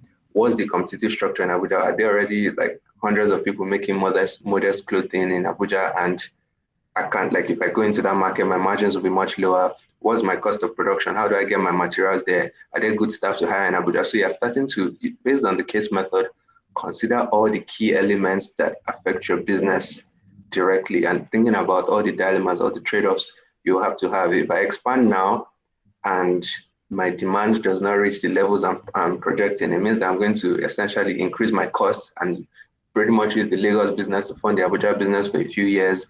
What are the key metrics I need to hit before I decide whether or not I have to pull the plug on the Abuja shop or if I should keep going on? So like seeing other entrepreneurs, for example, this case we just discussed, it was a case of expansion, right? It was pretty much how do I expand such that I preempt competition that I can see coming. So for you too, it can be, oh, my business is very competitive. It's getting tight in Lagos. I need to expand to Kwara. I need to expand to Abuja. I need to expand to other markets. What are some of the things I can consider? In the airline was considering e-commerce. Maybe you're considering, oh, I want to list on this website. I want to advertise on Instagram. I want to use technology to make it easier for people to place orders, to request adjustments, to do some of those things that will enhance the business. So it's just being able to transfer concepts from one industry and one functional area in a simulated case to your own like real life business. Titi, I don't know. Yeah, I have similar thoughts. So it's a small business, I would imagine, like maybe like an early stage business. You're still like the key man person in charge of decisions. And I would say it's about like defining like what the situation is, whatever the problem is, and getting that problem like and setting the context for your team as an entrepreneur. So I think most entrepreneurs would be they would be at so many points like where they are trying to like make decisions by themselves. So I would say applying the case method means like trying to like craft your story in terms of like what are the key questions, what are the context, and then like selling that to your team and like trying to like drive conversation, drive insights from people that are even closer to like various functions within the company. It could be a 10-man team, it could be a 50-man team, but like getting people to contribute to like solving that problem. And also like I was saying, like using this case as an example, when you're solving a business challenge, you're scanning through what other players are doing. So in Kat's points on like you need to do some research as an entrepreneur. You need to like be educated and make opinions from that standpoint. Like what are other players in the space or even in other spaces or other entrepreneurs? How are they, if it's on financing, how are they raising finances? And from what are the sources and how are they using it? Like if there are businesses in that same space that are already scaled, like what did they do wrong? What happened? So you have to be able to do some research to pull some of this information together, because that's what you see in a case. Someone actually did some research in pulling a case document together. So if you want to apply it to your business as an entrepreneur, I would say you would spend time doing some research, or you get someone to actually do the research for you, like a commercial person, depending on what type of problem you're solving, and like giving the context to your team without necessarily controlling every decision, like not micromanaging people. So those would be my key contributions in applying to like early stage businesses. Yeah. Okay. That was wonderful. We have another question as well in the chat. So we've, as the question is been asked, that we've had good examples of a number of examples of great companies. Along the line, they eventually become not so great, or eventually even file for bankruptcy. So like when you're trying to use a case study, it's an hypothetical case in some, you can still say. And some of the, I think the example you sent to us as well is lucky air. It's definitely not lucky air in real life. So they probably change some details. So looking at the fact that you are looking at, again, another thing with maybe case studies in the past. So looking at all those situations that a case study is in the past is an hypothetical situation. Like, so how do you feel you are trying to learn from a case study? How do you feel that gap between it being like an Yeah. outdated? Yeah. I Yeah, could go that's the first first on this question. one. So the point of the case study is not to give you a solution that you can apply to any problem that you face wherever.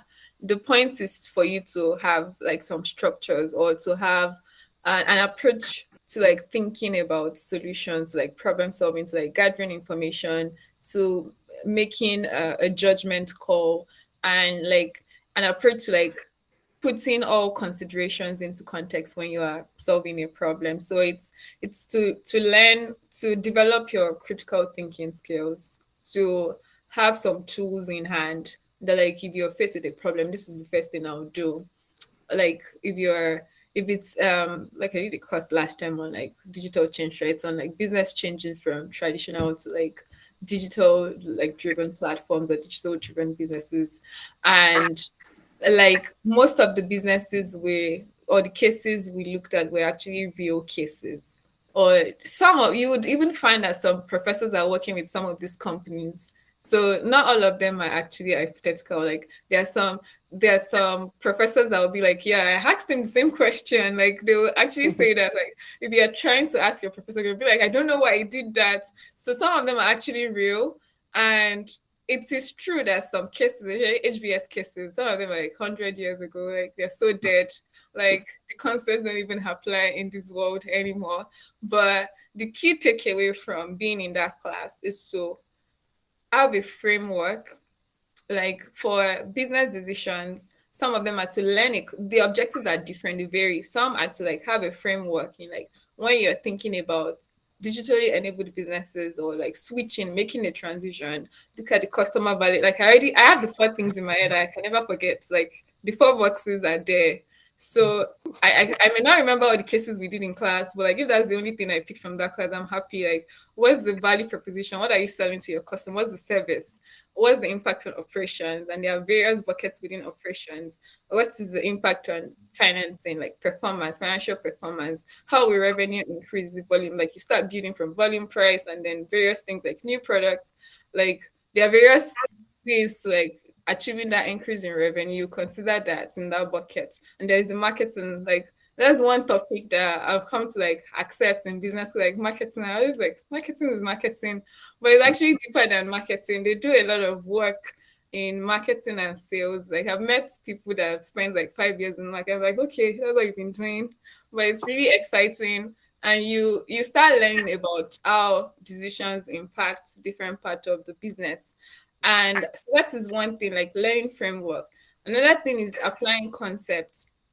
So these are mostly the examples you've given are mostly traditional businesses, and so there are some concepts that still apply. Like a perfect competition is still a perfect competition, or there will be some like some companies just like operating in an hybrid like market or like platform, and you're trying to problem solve from another like dimension. So most of these concepts are there, and that's why you're learning with the case to know how to call on various toolkits, like, oh, this is what I can use here, not necessarily to have a solution that you can apply to every problem that you're faced with. So there are some principles. That's what you are supposed to like leave your either your employer or your school. There are two various ways of learning, either like by doing the job in a company, in a consulting firm, or in an organization, or by coming to school to learn. So what you really leave that company with, most companies will tell you not to live with their debts. So what you live with is the principle. Like if you're faced with a similar like problem, you already have an approach. Like, or the first thing I do is to have a meeting with the client, like understand the problem, define the problem. Second thing I do is like pull a team together that can help me solve this problem. Third thing is like, oh, what is actually is the problem profitability or pricing? What do you look at in revenue? I already know, oh, volume, price. From volume, I already know, oh, am I trying to bring in new products, new markets, or like trying to, or if the market's already feel like saturated, am I trying to win over clients from a competitor, like actually eliminate a competitor? So that's what you learn from the case. Yinka, I don't know if you have any additions, and I've been blabbing for like 5 minutes. Not too much. The only thing I wanted to say is that anecdotal cases don't age very well, right? Anybody who went to business school in like the 2000s to 2010, you'd have been inundated with cases about GE and Jack Welch and how it was the greatest thing since sliced bread. But now, given how GE has turned out, like I didn't do any case on GE. I think maybe the only time it was mentioned was why you should not do what GE did. Like it was, it was the other way around. So, but like Titi said, the principles are the most important thing we need to extract. So McKinsey has this thing called the MISI principle, for example. So it means mutually exclusive and collectively exhaustive. Yeah.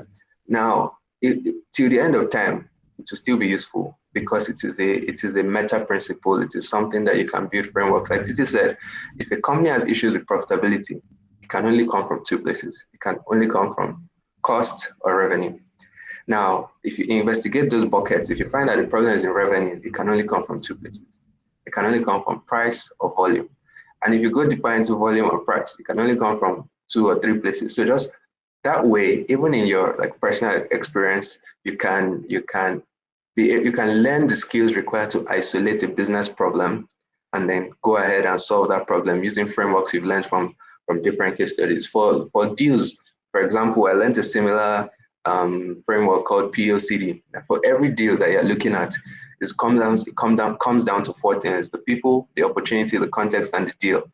If the people are right, the opportunity is clear, the context of the industry makes sense, and you're getting a good price for the acquisition, then it's a good deal, right? And there are ways that, so there are frameworks like this that you can apply to reviewing transactions or reviewing market expansion strategies or reviewing like efficiency problems or profitability problems or market sizing problems that would continue to be true whether or not the subject company you lent it from has now gone bankrupt or has failed or anything like that. That's what I wanted to add to that question. Yeah, and like the example that even comes to mind right now is like during interviews. Like I use some of my learnings in like principles in class. You would even do it a lot if you're recruiting for consulting. But like I still had some cases. I was not recruiting for consulting, but I had some cases. Or I've had interviews on campus, like applying to certain roles on campus. And the only thing that comes to mind is like, okay, I can use this framework. Like, and I'm like, oh yeah, I see this thing in four main areas, and I'm going through the areas. Like it makes you structured in your thinking, and you're not really copying and pasting what happened in G for like a flutter wave.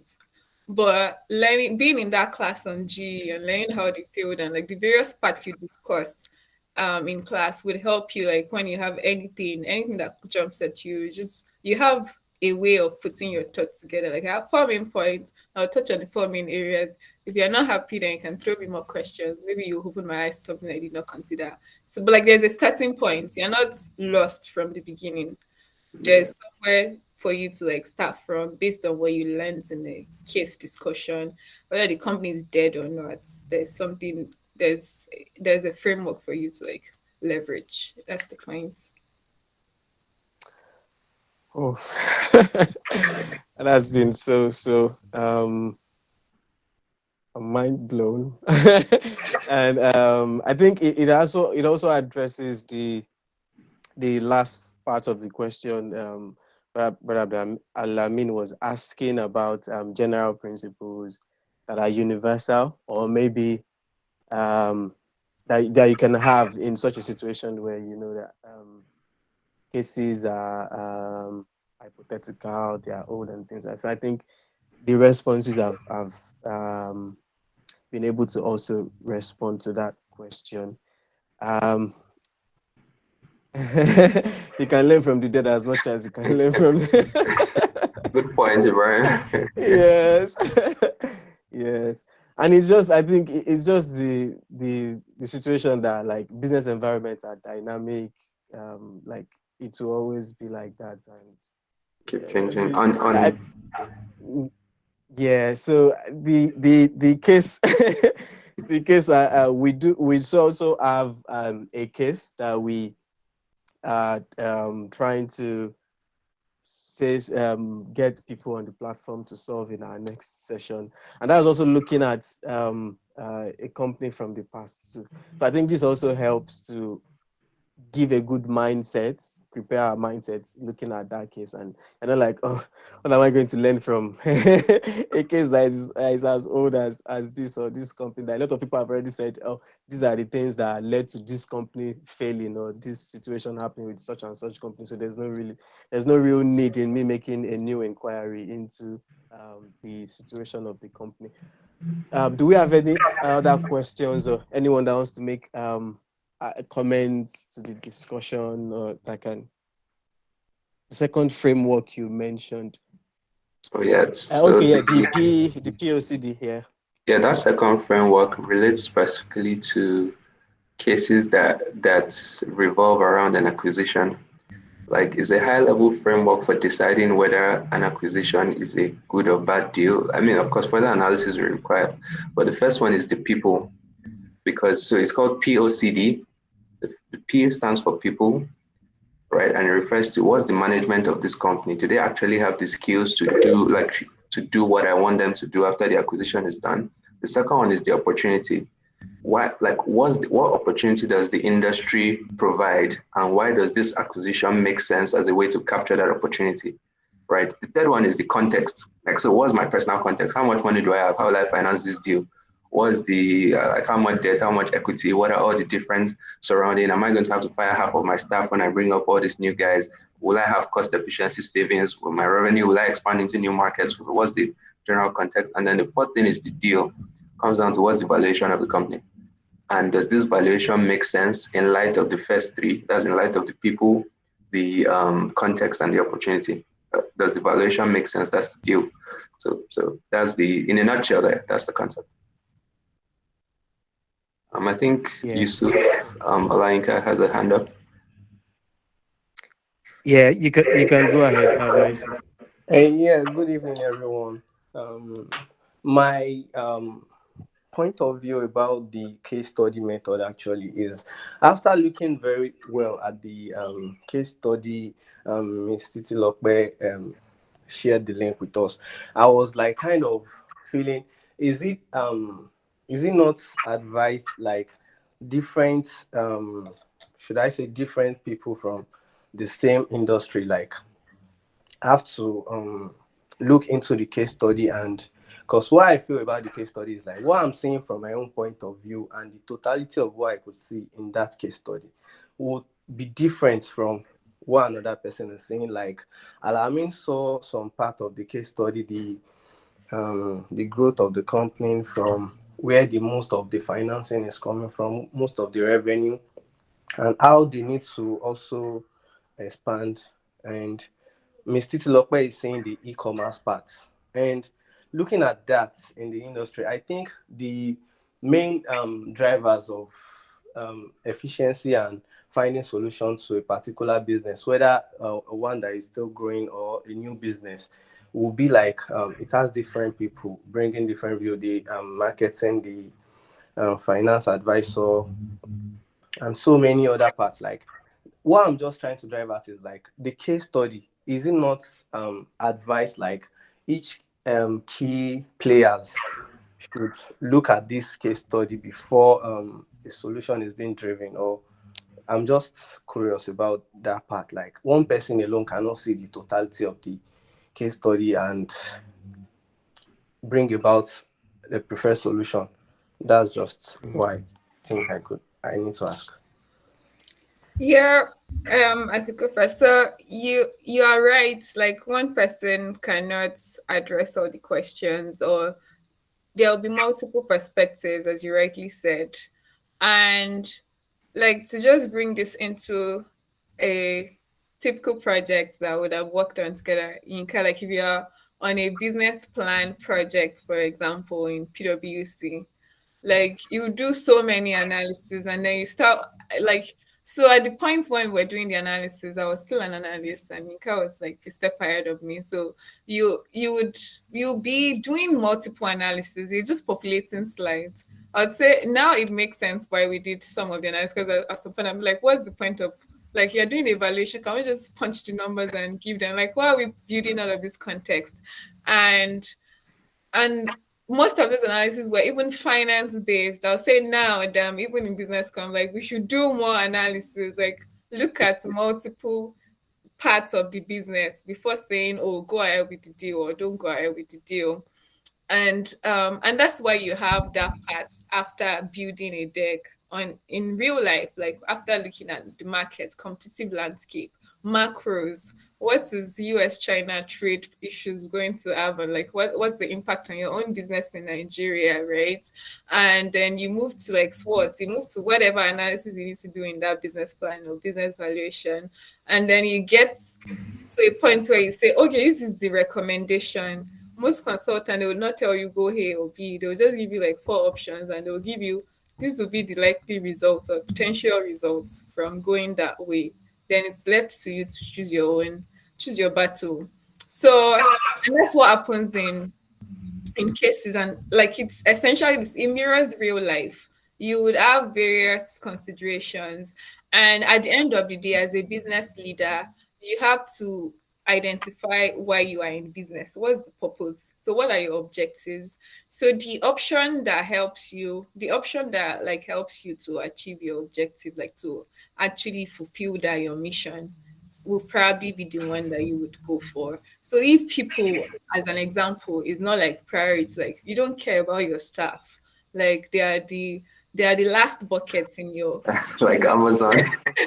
like Amazon. We just need our money, like whatever people are doing, or even like Amazon, like they face various like parliamentary sittings in the US where they are really talking about aside like data privacy that is a common theme across all technology businesses. They face more in terms of they are not letting like SMEs thrive. Amazon is like they are literally like just taking up they're becoming like this monopoly big firm taking over like the e-commerce space. So if as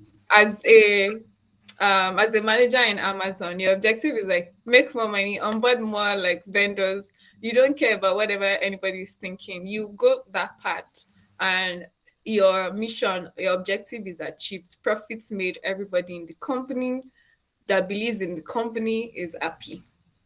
And if you're not happy with it because you had another perspective, then you carry your bag and go to a Google. You guys are smiling. I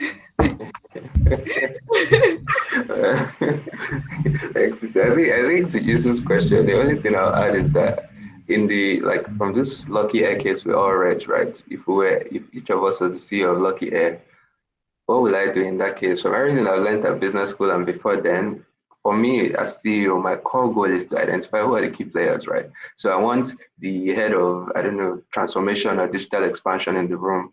I want my CFO in the room. I want my COO in the room. I want my head of business development or corporate development in the room. Those guys would be the people that would be like my classmates for this purpose.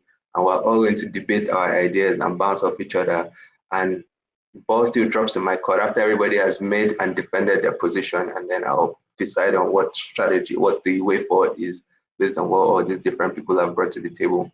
But essentially, that would be the room where we'll have the give and take, where I'll understand the trade-offs that like are tied to the decision of expanding or going or trying the e-commerce strategy that was discussed or modifying my cost structure, any of all those different things. Right. That would be my role in that case. I'll facilitate that discussion amongst the people that have the specific functional knowledge of the different drivers. All right. Yeah. Thank you for your contributions, and I can see that our time is fast spent. So we just just want to spend about maybe 5 minutes thereabouts to for later on, we want those that have been in the meeting. We can see like a lot of people have, I believe, enjoyed the session, and so they can share what they've learned about today's session on the platform or in the chat here as well. But if we can share that in the group chat on the platform to be helpful, and we can always use that and take that on into the next session we'll be having. And so the next session we'll be having will be also trying to look at a new case, and that will be our first case, and would have been armed with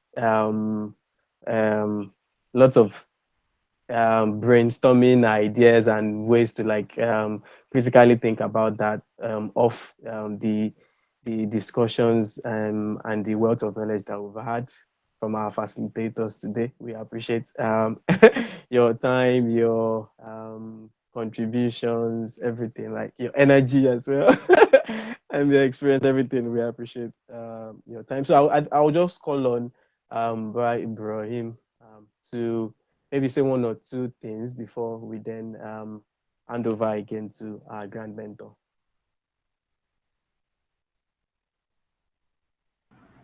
Yeah, thank you very much, Baruch, right?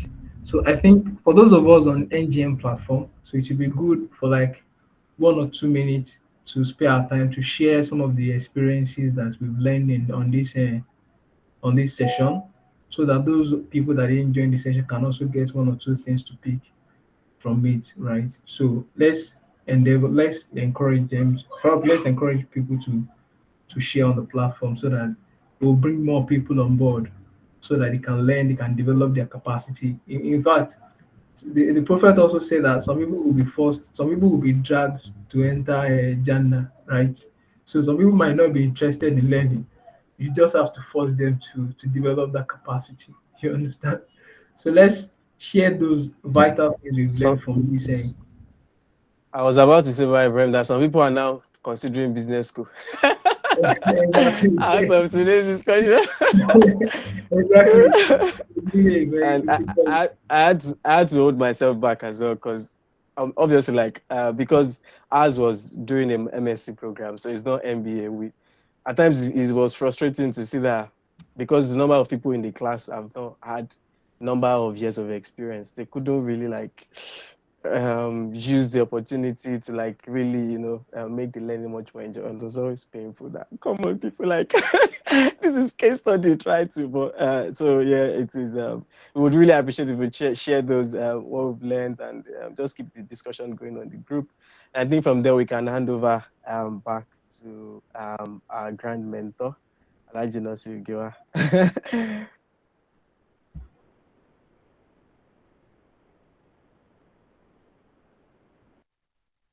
Assalamu alaikum, sir.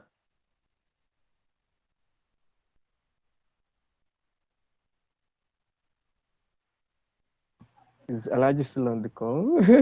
Still on the call. I'm excited. Okay. Wow. What can I say? Your moderation has been excellent. I've never seen you this excited and before, and with all the confidence and everything. That shows how NGM is developing people. I'm really happy with what you have done. So what can I say about our guest, Titi? Good meeting you. Thank you so much. We have learned a lot from you, and we hope we can always call on you. Absolutely, yeah. Oh yes, please. Thank you very much. This is our first case study, and it's amazing what has been done today. Well, Yinka, you are one of us. What can I say? Thank you so much. Combination of you and Titi has actually confirmed that introducing case study as one of our core activity, our core program, is a step in the right direction. And so we'll need your support to further develop our team, to guide our team, to help us, to help the mentees, those who are professionals, who are in their earlier career, and those who are entrepreneurs. Case study, we believe, will be a very good tool towards developing their skill.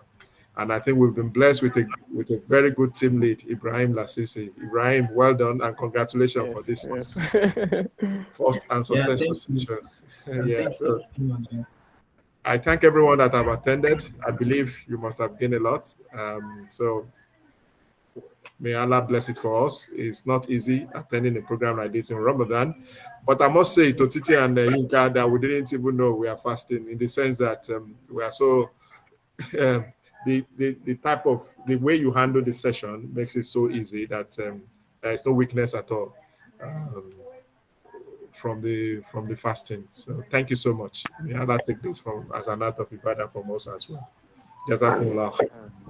So we look forward to subsequent session, Ibrahim, and I'm sure Yinka and Titi will continue to support us. Inshallah. Thank you very much, sir. Thank you, sir. Yes. Thank you, Farouk. Jazakumullah to everyone that has been on the call. Yeah. Assalamu alaikum warahmatullahi. Wa alaikum assalam. Thank you for your time. We appreciate it. All right. So Ramadan Kareem, and thank you for the brilliant anchoring. Yes, that was a brilliant anchoring, Farouk. I was just excited about the topic and the experience they were also sharing here, because it was just like that in class, because you get into class, you've tried to prepare, and at times it's disappointing with people when they are not prepared, because it really depends on people being prepared and being ready to share their experience. I can totally relate to that. Thank you everyone for listening. Thank you for your awesome questions. Titi and I will continue to support the team, be your resource, connect you to other people. Like I said earlier, case studies are a very nuanced topic, to connect you to other people within our network that have even more varied experiences dealing with case studies. So please feel free to reach out to us at any point, and we'll be right here. We're happy and willing to help. Yes, I'm sure the team have already adopted you as their team mentors. So they have not told you that. I'm announcing that now. That's good to know.